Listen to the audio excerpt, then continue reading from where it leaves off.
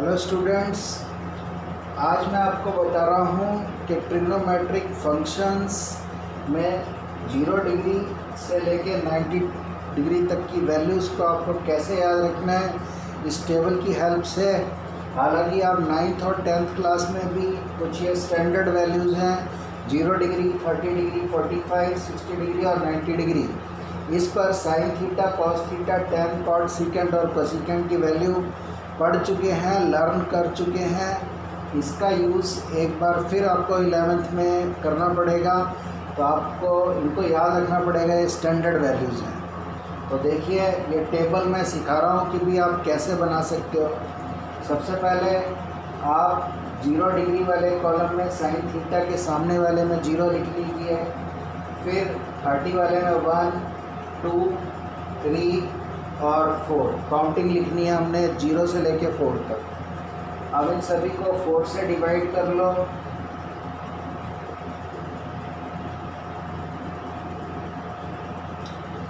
Zero को non zero से divide करते हैं तो 0 आता है। 1/4 को ऐसे रहने दो। 2/4 बन जाएगा 1/2 काटने के बाद। 3/4 को ऐसे रहने दो और 4/4 काट के आ जाएगा 1। अब इनके ऊपर हम वर्गमूल डालेंगे, स्क्वायर रूट।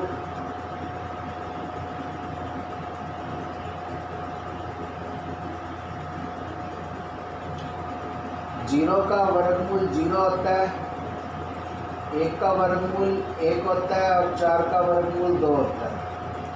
क्योंकि 1 का वर्ग लेंगे तो 1, इसलिए 1 का वर्गमूल 1। 4 का वर्गमूल 2, 2 गुना 2 4। और 1 का वर्गमूल 1 होता है। 2 का वर्गमूल आपको नहीं पता तो इसको ऐसे छोड़ देंगे, डेसिमल में नहीं लिखेंगे। 3 का वर्गमूल आपको नहीं पता, इसको ऐसे छोड़ देंगे। और 4 का वर्गमूल आपको पता है 2। 1 का वर्गमूल हो गया 1। यानी कि अब आपको फाइनली सिर्फ ये वाली वैल्यू याद रखनी है जो एक्सट्रीम राइट में आ चुकी है।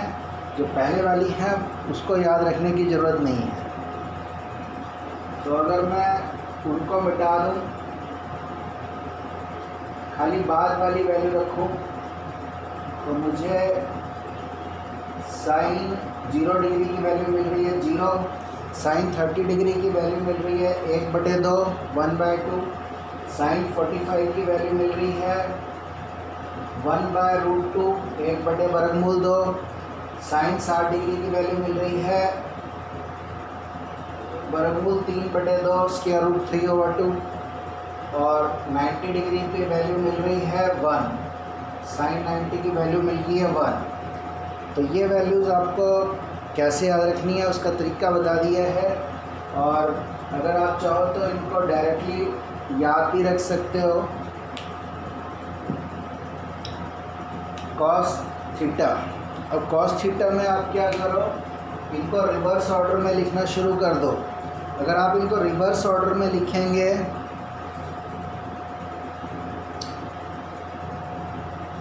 Even then you can find these values. तो जैसे कि अगर आपको 0 डिग्री पे चाहिए तो 90 डिग्री वाली लिख लो। मतलब आप राइट टू लेफ़्ट वाली वैल्यूज़ लिखना शुरू कर दो साइन की। तो जैसे कि 90 पे 1 है तो यहाँ पर लिख लो 1 लिख लिया। अब उसके बाद लिख लो √3/2। अब उसके बाद लिख लो 1/√2। अब उसके बाद लिख लो 1/2 और उसके बाद लिख लो 0। मतलब यहाँ से आपको उल्टा लिखनी शुरू कर देंगे। यहाँ पे 1 है तो यहाँ पर √3/2, √3/2, 1/√2, 1/2 और 0। टैन थीटा जो होता है वो आपको बता चुके हैं कि साइन थीटा बटे कॉस थीटा होता है। साइन थीटा को कॉस थीटा से डिवाइड करके आता है। तो यहाँ पर 0 को 1 से डिवाइड करेंगे तो आपको मिलेगा 0 को नॉन जीरो नंबर से डिवाइड करें तो 0, तो इसकी वैल्यू 0 आ गई। 1/2 है, उसको अगर मैं डिवाइड करूँ √3/2 से तो क्या होगा 1/2। ये ऊपर जाके उल्ट जाएगा, 2/√3 आ जाएगा। 2 से 2 कैंसिल हो जाएगा, तो इसकी वैल्यू मिलेगी 1/√3, 1/√3।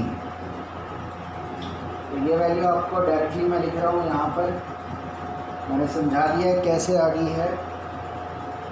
अगर समझ में ना आए तो दोबारा एक बार वापस वीडियो को बैक जाके देख लेना। और सिमिलरली 1/√2 ओवर 1/√2, एक जैसी टर्म है, एक जैसी टर्म को डिवाइड करेंगे, भाग करेंगे तो काट के आ जाएगा 1। तो sin tan 45 की वैल्यू होती है 1।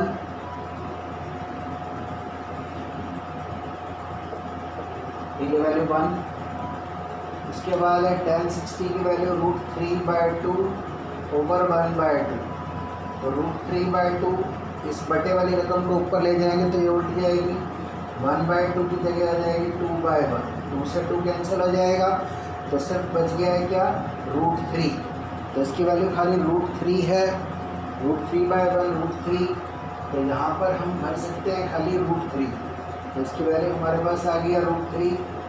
और 1/0, अगर 1 को आप 0 से डिवाइड करो तो वो डिफाइन नहीं होता, परिभाषित नहीं होता है। जब भी आपके पास हर में डिनोमिनेटर में 0 आएगा तो वो डिफाइन नहीं होता है। तो इसको हम ऐसे लिखते हैं, या फिर इसको ये भी लिख लेते हैं अपरिभाषित। तो ये अपरिभाषित है, इसकी वैल्यू डिफाइन नहीं है। अब cot थीटा में फिर आप ऐसे ही लिख सकते हो रिवर्स, ये वाली वैल्यू इन्फिनिटी, फिर उसके बाद √3 अपरिभाषित, फिर 1, फिर 1/√3 और फिर 0। अब सेकेंड थीटा जो होता है वो 1/cos थीटा होता है, cos का उल्टा 1/। तो इसमें अगर हम लेंगे 1/1 तो ये आ गया 1, तो इसकी वैल्यू जस्ट 1। उसके बाद 1/√3/2, तो ये उल्ट जाएगा, 2/√3 हो जाएगा। उसके बाद इसका उल्टा 1/√2, तो ये √2/1 यानी कि √2 हो जाएगा। तो इसकी वैल्यू √2 होगी, उल्ट गया। इसी तरीके से इसका उल्टा 2/1 यानी कि 2, तो इसकी वैल्यू 2 आएगी।